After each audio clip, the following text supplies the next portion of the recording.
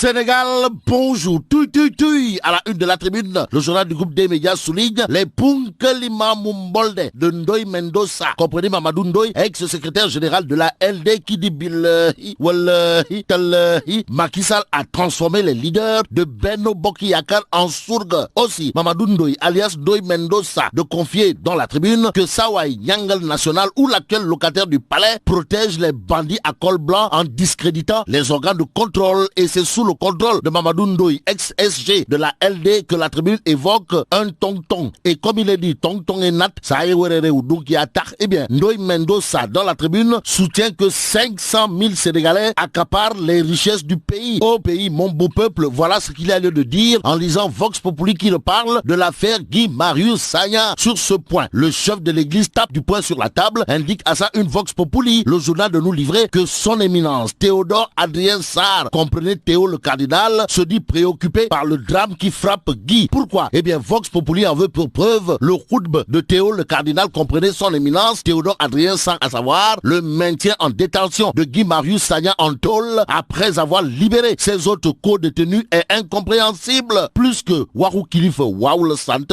eh bien, Vox Populi souligne la déclaration en guise de piqûre de rappel signée le cardinal Théodore Adrien Sarr qui dira que le pouvoir politique n'est pas au-dessus de Dieu. Et comme la voix du peuple, c'est la voix de Dieu, comprenez Vox Populi, Vox Dei, eh bien, le Soleil quotidien s'intéresse au dialogue national. Pourquoi faire? Eh bien, pour nous informer que Monsieur le Président, son Excellence Gourou Adja Marème Faye, veut des consensus dynamiques. Pendant ce temps, Réumi quotidien présente l'APR ou le parti de Macky Sall comme la cour du roi Péto. En clair, l'APR amorce son autodestruction. Voilà le titre qui barre la une du quotidien Réumi. Le journal de nous renseigner que de hauts responsables de l'APR sont accusés de haute trahison. Plus que Allah n'aime pas les traîtres, eh bien, 24 heures sur la guéguerre à l'APR nous livre que Fadagen, apériste de sang et de chair de son état, met les pieds dans le plat. Et c'est à plate couture que Fadagen, député apériste de son état, veut battre les adeptes de la pagaille de l'APR en déclarant dans 24 heures que Amadouba et Mimi Touré ne méritent pas. Alors là, pas du tout, cette violence verbale dont les auteurs ne sont que des jeunes manipulés, voire des nègres de service ou des marche-pieds. Et c'est au pied levé que le journal 24 heures nous informe que Bara Ndiaye, comprenez l'administrateur de la maison de la presse et maire de Merouane, une petite bourgade, crache du feu sur Amadouba et Mimi Touré. Les deux responsables qualifiés de traîtres à tort ou à raison ont été appelés à clarifier leur position par Bara Ndiaye. Nous livre 24 heures l'exclusif d'évoquer le sale temps aux allures du temps des chiffonniers au sein de la paire. En tout cas, opération commando pour amadouer les traîtres et anéantir les mimiques. Voilà le titre qui barre la une de l'exclusif. Dans le journal, on peut lire que les partisans de Amadouba ripostent et alarment lourdes, s'il vous plaît, et un proche de Mimi Touré de rappeler à Bara Ndiaye ou le maire de Merouane sont passés de perdants. Et pour ne point perdre de vue le sujet, critique le journal au chapitre des agendas cachés des uns et des autres et la trahison politique en gestation, voire en gesticulation, révèle que Ndeketeyo, les RG vendent 3 pontes de l'APR. Il s'agit de qui? Eh bien, de Boun Abdallah Dionne, Mimi Touré et Amadouba, qui illustrent la une du journal critique. Pendant ce temps, le journal Les Échos révèle qu'après Boun Abdallah Dionne et ses dionneries, voilà Mbaye Ndiaye et ses ndiayeries. En tout cas, Mbaye Ndiaye théorise une 3e candidature, indique Les Échos. Le journal semble noter ainsi que celui qui apparemment singe Boun Abdallah Dionne, c'est Mbaye Ndiaye et c'est Mbaye Ndiaye. Mbaye Ndiaye qui, d'après cette fois Vox Populi, déflore le plan machiavélique du 3e mandat. Bon, restons avec Vox Populi qui révèle que Deketeyo, Abré accède enfin aux soins. Il est question pour Vox Populi de revenir sur la situation du bras cassé, le bras cassé de l'ancien chef d'État tchadien, actuellement pensionnaire du Cap Manuel. Ça veut dire quoi? Eh bien, ça veut tout simplement et tout bonnement dire, d'après Vox Populi, qu'il y a une évolution de taille dans l'affaire du bras fracturé de l'ancien président tchadien Hissène Habré, qui purge une peine à perpétuité à la prison du Cap Manuel. Et selon l'épouse de Hissène Habré, qui a rendu public hier un communiqué, et ce dernier a finalement pu accéder à des soins des mois et des mois après qu'il ait contracté une fracture au bras. Et pourtant, la directrice du Cap Manuel disait à haute et intelligible voix que le président Habré se portait bien. Qui est fou? En tout cas, au finish, c'est Madame Habré qui a eu raison sur tout ce qui s'opposait à la prise en charge médicale de son mari Hissène Habré. en tout cas à faire du bras fracturé de l'ancien président tchadien, Habré accède enfin aux soins. Voilà ce qu'indique Vox Populi. Et pendant ce temps, Direct News révèle Aliou Sall porte plainte contre Ahmed Aïdara, des médias et Direct News. En tout cas, le ridicule ne tue pas. Voilà le titre qui barre la une de Direct News. Le journal d'indiquer que Aliou Sall, acculé de toutes parts, le maire de Guédiawaye ou l'homme aux multiples plaintes, notamment dans l'affaire Petrotim, il n'y a toujours pas. Alors là, pas du tout une issue, indique Direct News. Des news dans Source A. Le journal, en tout cas, parle de présidence de Saint-Louis Basket Club, histoire de révéler que le président Tandian, Baba, pressenti. Et si Baba Tandian devenait président de Saint-Louis Basket Club, ça veut dire quoi? Eh bien, ça veut tout simplement et tout bonnement dire que pour mettre Babacar Ndiaye, ce sera du bug bere bere avec Baba Tandian. En tout cas,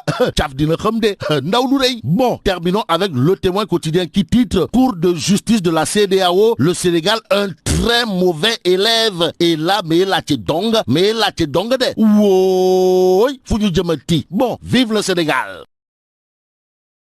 Mesdames et messieurs, bonjour. Elhadj Amidou Kassé brise le silence dans Sud Quotidien. Celui qui avait observé un mutisme total depuis qu'il a quitté le pôle de communication de la présidence de la République pour devenir conseiller en art et culture a accordé un entretien exclusif à nos confrères de Sud Quotidien. Et le philosophe écrivain, nous disent nos confrères du journal Sud Quotidien, brise son silence et entre dans le débat politique. Il revient sur le front social qui est en ébullition avec le mouvement Nyolank, la flambée des prix, le courant anti-France et décline la politique culturelle sénégalaise, sans occulter les questions politiques, notamment la succession de Macky Sall et l'absence du Parti démocratique sénégalais et du PASTEF dans le dialogue national. Justement, en parlant du dialogue national, l'on nous signale toujours dans le journal Sud Quotidien qu'hier, le chef de l'État en Conseil des ministres s'est engagé à bâtir dans un dialogue national remarquable les consensus dynamiques afin de consolider un Sénégal uni dans la paix, une nation émergente et prospère dans la solidarité, le bien-être équitable et durable. Donc, retournons avec nos confrères du quotidien Le Soleil que concernant le dialogue national, le président veut des consensus dynamiques. À propos de ce dialogue national, signalons que le PASTEF n'y prend pas part. Et aujourd'hui, dans le journal 24 heures, c'est Abbas Fall, un membre du parti dirigé par Ousmane Sonko, qui diagnostique la gestion de Macky Sall. Et ce dernier considère l'an 1 du deuxième mandat de Macky Sall comme une année de confiscation de la volonté du peuple par le chef de l'État. Abbas Fall revient sur le parcours du chef de l'État et trouve que de la Petrosen à l'avenue Roume,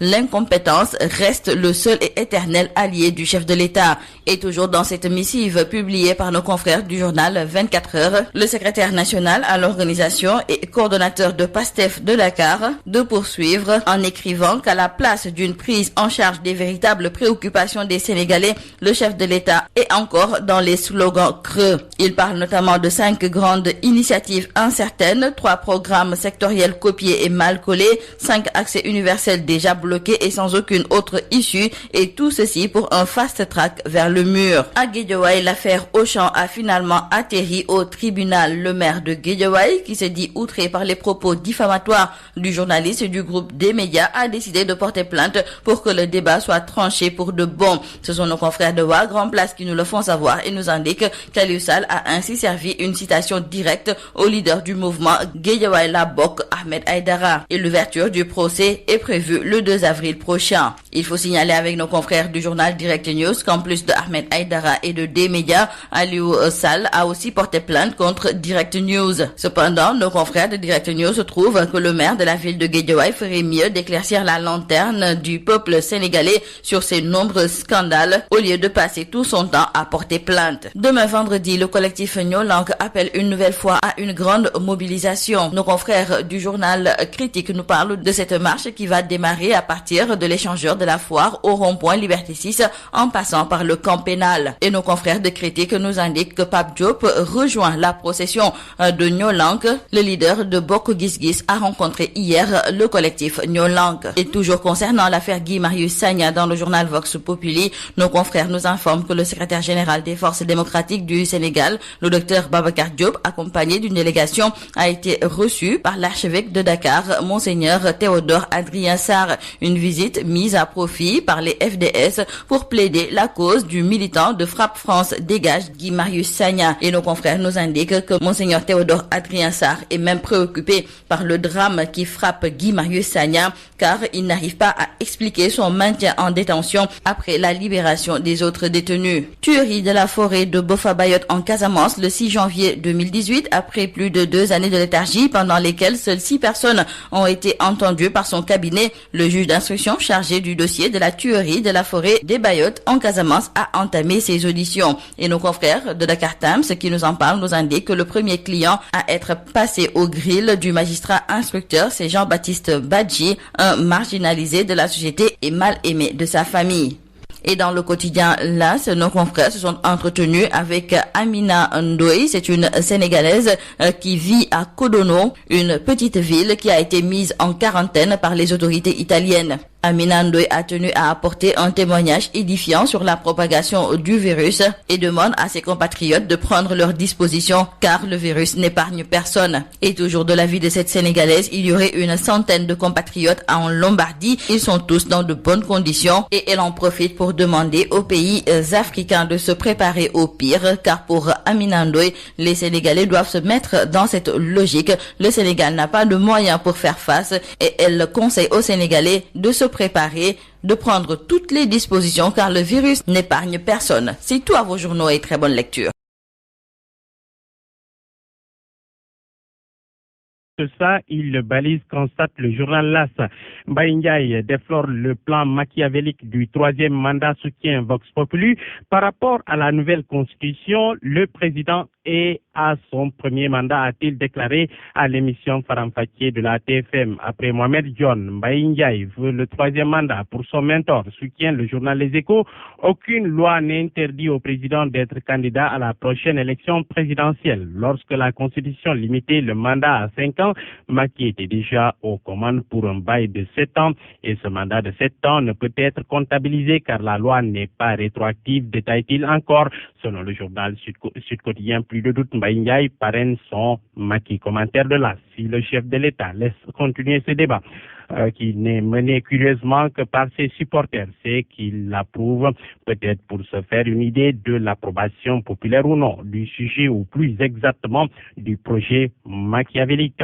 En tout cas, cela avait commencé exactement comme ça lorsqu'il s'est agi de réduire son mandat de 7 à 5 ans. Autant dire, l'histoire est en marche pour les biétistes Vox Populi.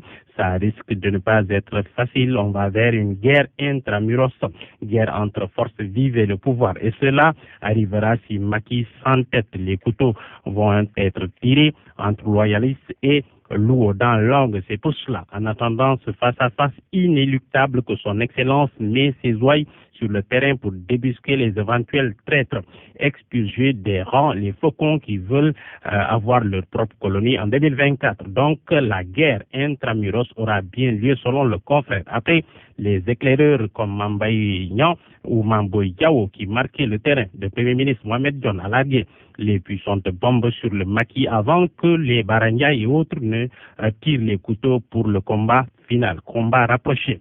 Et ne vous étonnez pas si vous entendez par ces temps qui courent que tel a fait ceci, tel a fait cela. Des dossiers vite montés contre des têtes de Turcs, des empêcheurs de dormir tranquille. Le biétiste de Vox Populi rappelle l'épisode Ngorsi et Laïwad. À l'époque, pour le tuer politiquement, le pape de Sophie avait traqué Idrissa Seck jusque dans les enfers des geôles.